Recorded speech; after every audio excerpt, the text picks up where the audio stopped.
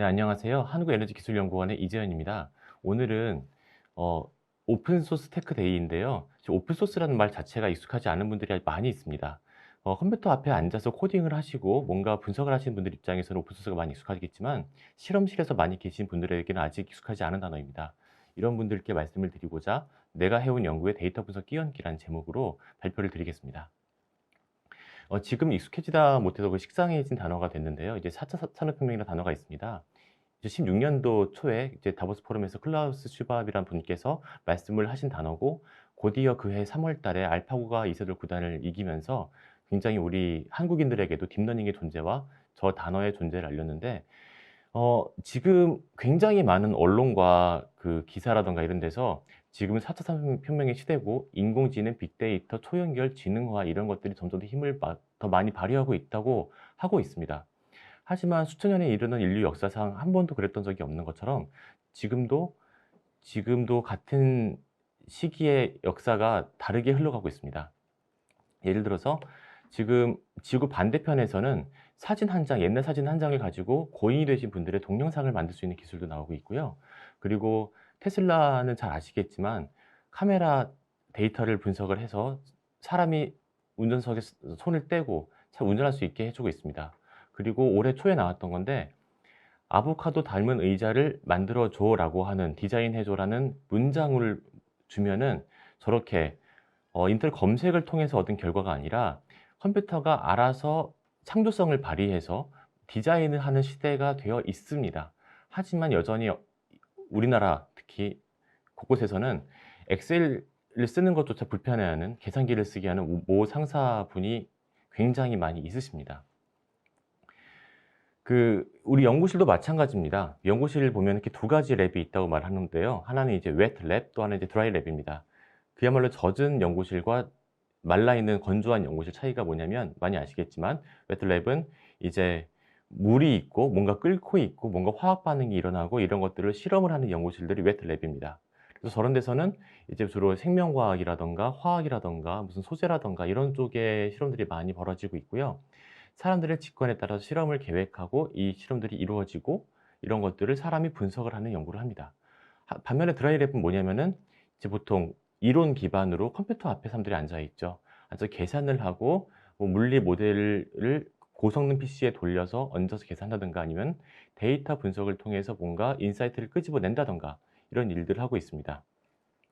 사진으로 보시면 더 극명하게 차이가 보이는데요. 웨트 랩은 보시다시피 이제 우리가 어릴 때부터 알고 있던 과학자들의 이미지입니다. 하얀 가운을 입고, 저긴 보안경이 없지만 이제 안전을 위해서 보안경도 쓰고 있고요. 그리고 손에는 이제 장갑을 끼고 지문이 묻지 않게 여러 가지 약품들을 앞에다 늘어놓고 섞고 반응을 시키고 가끔씩 뭔가 터지기도 하면서 이렇게 실험을 합니다. 반면에 드라이 랩은 마치 실험실에 같지가 않습니다. 보시면 그냥 IT 기업의 사무실 같은 모습을 하고 있죠. 후드티를 입은 사람이 잠바 의자에 걸쳐 놓고 자리에 앉아서 컴퓨터를 열심히 들여다보고 있고요. 그리고 앞에는 실험 장비 대신에 뭔가 바닥에 알 수 없는 도형이 그려진 뭔가 세팅 같은 것들이 있는 스튜디오 같은 게 있고 없기도 하고, 자리에서 일을 하고 있습니다. 저는 웨트 랩과 드라이 랩은 이런 시대의 흐름을 받아들이는 속도도 다를 수밖에 없습니다. 예, 요게 언론에 나와 있는 이제 웹 레보레토리들의 모습입니다. 이제 언론 보도를 의식을 해서 굉장히 많이 깔끔한 사진인데, 실제는 저거보다 조금은 더 그렇진 않죠. 이제 보시면 아까도 본 것처럼 이제 실험복을 입고 여러 사람들이 저렇게 유료된 데시케이터라든가 피펫이라든가 전자저울을 앞에다 놓고 여러 가지 화학 물질들을 섞고 실험을 하고 있고요. 전자기기는 최소화되어 있습니다. 맨 오른쪽에 있는 그림이 어떻게 보면 좀 제가 알고 있는 거가 가장 비슷한 형태의 실험실인데요. 약간 좀 정리가 안 돼 있기도 하고 측정 장비 옆에 컴퓨터가 붙어 있습니다. 그래서 뭔가 이제 뭐 투과율이라든가 뭐 여러 가지 정기적인 특성이라든가 이런 것들을 측정을 하면은 그 데이터가 컴퓨터로 들어가서 이제 파일로 저장이 되고 되는 모습이 눈앞에 그림으로 그려지기도 하죠. 어떻게 보면 웨틀랩에 이제 조금씩 컴퓨터 기술들이 들어가고 있다는 걸로 볼 수 있습니다. 이 컴퓨터가 웨틀랩에 들어가는 거는 사실 우리 생각보다 훨씬 빠르게 진행이 되고 있습니다. 요건 작년 7월 달이었나요? 저기 네이처에 나온 논문인데, 리버풀 대학에서 로봇 케미스트, 로봇 화학자라는 제목의 논문을 냈습니다. 보시면 영상에서 저렇게 깜깜한 실험실에서 혼자 로보트가 왔다 갔다 하면서 온갖 실험을 하고 있고, 실험을 하는 것뿐만 아니라 실험을 하고 데이터를 분석하는 사이에 그다음 실험은 뭘 할지까지 그 실험 계획까지 같이 합니다. 그래서 보시면은 저게 그 논문에 나와 있는 그래프인데요. 까만색이 사람이 넣어 놓은 베이스라인, 그 기준선이 되는 실험이고요. 그 재현성 테스트를 위해서 하루에 특정 세트씩 가스 반복을 시켰고, 저 무지개 색깔로 되어 있는 것이 로보트가 처음 랜덤한 걸로 시작을 했다가 점점 더 좋은 성능의 광촉매를 개발을 하는 모습입니다.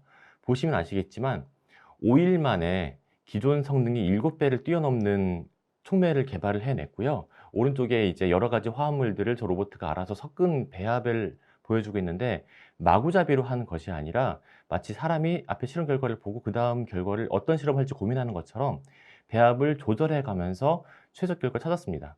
그래서 8일 동안 거의 700번 가까이 실험을 했습니다. 휴식 없이 하루에 22시간 정도 근무를 했다고 해요. 인간보다 1000배 정도 빨랐고요. 그러면 저게 되게 비싸냐? 그렇지도 않습니다. 15만 달러 정도 된다고 하거든요. 냉정하게 말해서 정직원 2명 자르면 저거 도입할 수 있습니다. 사실 자르긴 어려울 수 있겠지만 사람을 안 뽑을 수는 있겠죠.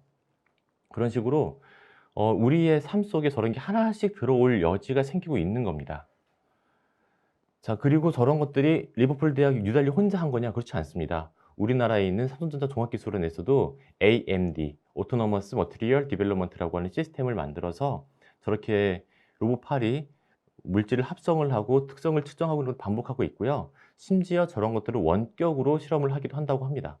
그리고 미국에서도 니스트에서 저 그림 다 보이죠? 이제 여러 가지 물질들을 이렇게 쏘는 실험 장치가 있고, 그리고 저기서 이제 정기적 특성을 측정을 해가지고 물질이 잘 만들어졌는지를 테스트하는 오토노머스 머티리얼 사이언스, 자동 자율 수행 재료 과학이라고 하는 저런 실험실이 돌아가고 있습니다. 조금씩 조금씩 들어오고 있는 거예요. 자, 근데 이게 뭐랑 비슷하냐면은 마치 30년 전에 제가 어릴 때 우리 사회가 겪었던 변화 굉장히 유사합니다. 이 그림의 왼쪽에 보이시는 그림이 우리나라 그 당시의 대기업 모습인데요. 보시면 책상에 컴퓨터 한 대도 없죠. 다 종이를 가지고 일을 하고 있습니다. 그리고 한쪽에 이제 여성분께서 타이핑을 하고 계시는데, 뭔가 열심히 종이에 써준 저분이 타이핑을 해서 문서를 만들었어요. 그리고 그때 발표는 저렇게 OHP에다가 비닐에 그 투명한 빳빳한 비닐 같은 거에다가 쓰거나 해서 이렇게 발표를 했고요. 밑에 공장도 마찬가지입니다. 예전에는 사람을 쫙 모아놓고서 열심히 일을 시키다가 나중에는 기계가 사람을 대신했죠. 그리고 현대는 맨 오른쪽에 있는데 어떻습니까? 모니터가 있는지도 잘 모를 것 같은 이렇게 얇은 모니터 놓고 사람들이 스마트폰과 태블릿으로 일을 하고 있고요. 공장에서도 사람조차 없고 기계들이 일을 하고 있습니다. 우리 연구실도 저렇게 바뀌어 가고 있는 중간입니다. 자, 근데 어떻습니까? 요게 우리가 연구하는 그림을 제가 단순히 가지고 온 건데요. 맨 왼쪽에서 이제 아까 봤던 그 실험실에 있던 특정 장비에서 측정이 되고 그래프가 그려집니다. 실험을 하시는 거죠. 저 데이터들 USB에 뽑아 가지고 와서 자기 자료로 가지고 옵니다. 그리고 오리진이나 엑셀 같은 프로그램에서 그래프를 그려요. 열심히 분석을 하고, 그리고 그래프를 그림 파일로 저장을 해서 논문에 투고를 합니다. 그리고 이제 억셉이 되면 이제 기분이 좋죠. 이게 뭐랑 똑같냐면은 제가 대학원에 2001년도에 입학했는데 한치도 바뀐 게 없습니다. 20년 전이랑. 2001년과 2021년 똑같아요. 차이가 있다면 그때 각시 선배들이 시켜서 도서관에 논문을 복사하러 갔는데 지금 복사하지 않아요. 그 차이밖에 없습니다. 근데 이런 말씀을 저번에 어떤 분께 드렸더니 어떤 이제 연배가 많은 선배님이 이러시더라고요. 야, 우리 땐 이런 걸로 했어 라면서 타자기로 논문 쓰고 저를 운영자 되고 그림 그렸어 하시더라고요. 그분이 80년대 대학원을 나오신 분인데, 냉정하게 봐서 이거는 1차 산업혁명 시 도구예요. 전기도 안 쓰거든요. 전기를 쓰게 된 게 2차 산업혁명이고, 3차는 컴퓨터랑 인터넷 쓴 거고, 4차가 데이터와 AI입니다.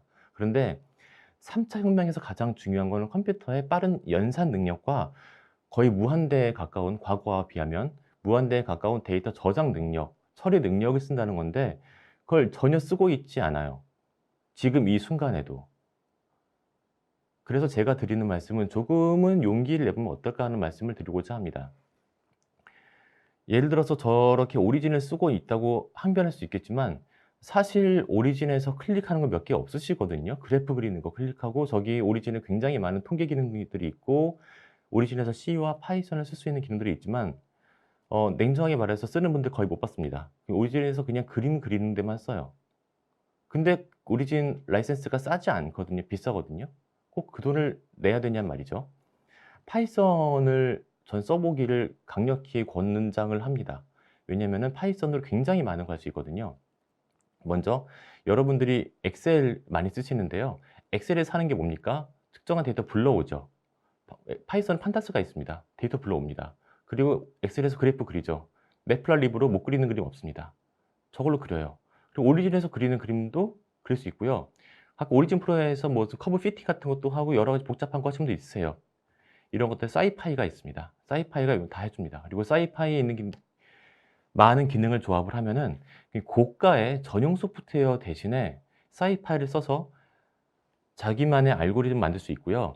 특히 연구원들 같은 경우는 자기 아이디어를 적용을 하고 확인하는 게 되게 중요할 텐데 코딩을 하면은 아이디어를 적용할 자유도가 훨씬 많이 높아집니다. 사이파이로 할 수 있는 일은 거의 모든 신호 처리 영상을 할 수 있습니다. 제가 왜 거의라는 말을 붙였냐면은 제가 알고 있는 건 다 하는데 혹시 제가 모르는 게 있을까 봐서 거의라는 말을 붙였습니다. 풀이의 변환을 할 수 있고요. 저 숨은 데이터들의 윤곽도 찾을 수 있고요.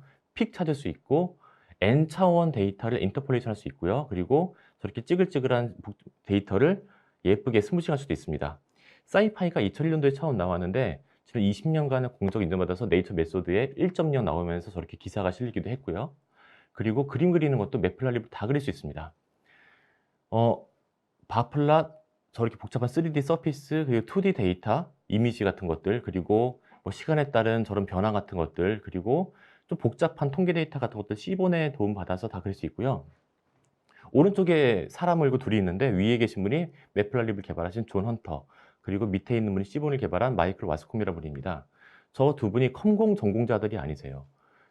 뇌과학을 연구하고 뇌파를 연구하는 연구자들이신데 자기 연구를 하다가 자기 그림을 더 잘 그리고 싶고 효과적으로 그리고 싶고 코드로 구현한 거를 표현하고 싶어서 개발을 직접 하신 게 매플라립이고 C본입니다. 그러니까 이런 것들을 쓰는 게 결코 컴공 전공자들의 전유물이 아니라는 말씀입니다.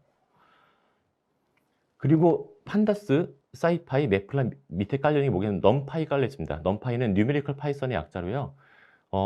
파이썬으로 수치 해석을 할 수 있는 도구입니다.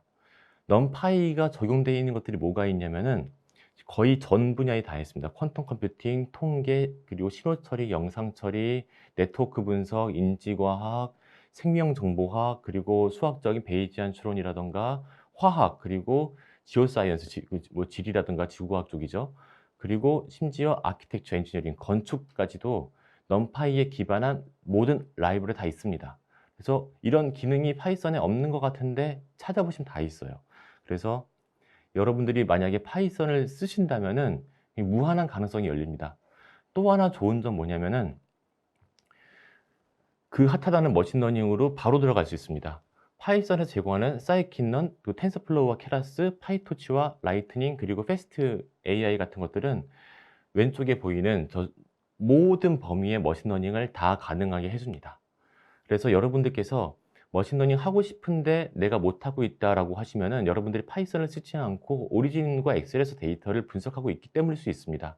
여러분들께서 파이썬으로 발을 들이시면은 지금 하시는 일 다 하실 수 있고 저 넓은 머신러닝으로의 길이 열리는 겁니다.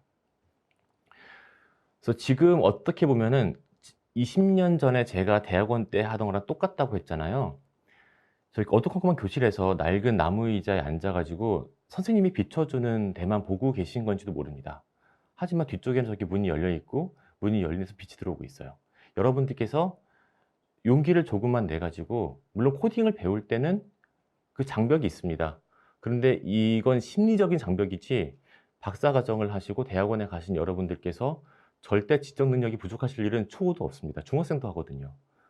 그러니까 이 마음의 용기만 조금 내셔 가지고 시간 들여서 몇 발짝 떼시면은 이제까지 가보지 않았던 저 밝은 세계가 있습니다. 그래서 파이썬에 기반한 굉장히 많은 오픈 소스들의 바다에서 마음껏 항해하시기를 바랍니다. 이만 발표 마치겠습니다. 감사합니다.